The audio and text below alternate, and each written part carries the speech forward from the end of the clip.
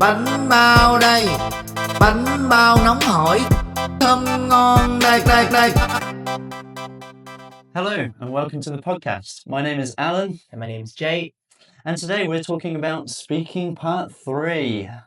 Wow, I think it's the most difficult part. Why is it the most difficult part? Well, I think you have to discuss abstract ideas.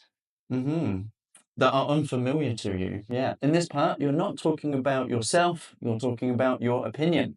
Right. The questions are going to be impersonal. So the examiner is testing your ability to develop a certain topic.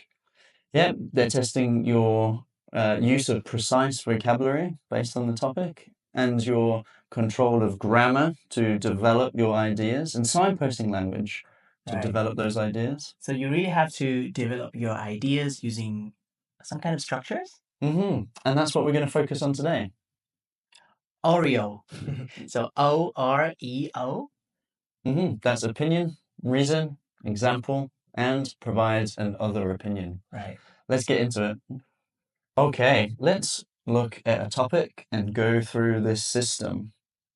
Okay, so we have an example here. Do you think young people should work while studying? So for the opinion, we need to say our answer directly and then paraphrase the question. So my answer, yes, I think that young people should have a part-time job during their studies. Next, we need to talk about are. Are is the reason. So why do I think that students should work while they study? Well, I think they need to work while they study because this will give them work experience and prepare them for the real world. So the next one is E, example. Here you can use some simple phrases to, give an example. Like, for instance, like, such as, or for example. I would say something like, in Vietnam, for instance, many students find part-time jobs such as tutoring, working in a cafe, to support their education. And they can also learn some soft skills along the way, such as communication skills or teamwork.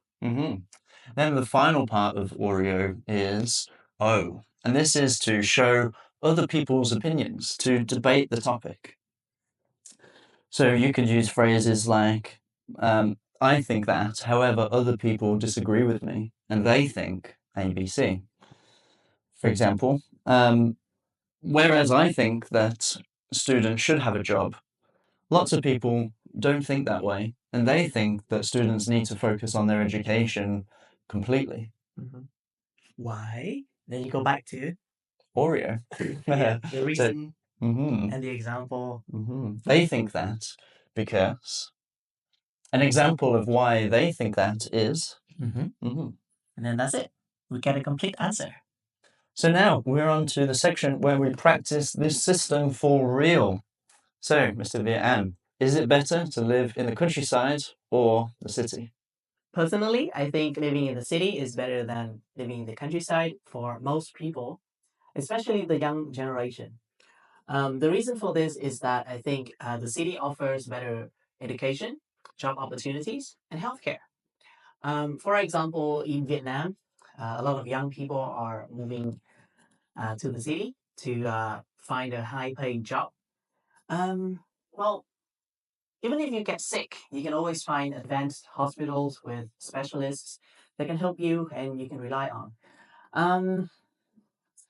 And this might not be the case in remote areas. That said, some people prefer living in rural areas, especially the old, when they retired. But I think overall, I think it's just better to live in the city. So, Alan, do you think people should retire at 65? So, in my personal opinion, yes, I absolutely think people should retire at 65, at least by 65. I think that most people would prefer to retire much earlier than that. The reason is so that they can get on with their life and they don't have to spend their time working for someone else. They can do things that they enjoy. For example, I see that a lot of people want to retire as early as possible. They try to build passive income. This is when they own houses and they rent it out, and people have become obsessed with this trend. On the other hand, There are those people who do enjoy their job and may never want to retire. The perfect example of this is Donald Trump. He's almost 80 years old now, and he's still trying to make America great again. However, I think he should retire. Okay, that concludes our podcast episode for today. We hope you've enjoyed our advice on using Oreo to extend your answers and get a better score. And that's just one way. We have way more strategies for you in the upcoming episodes. So, Like and subscribe so you stay up to date with the best advice on IELTS.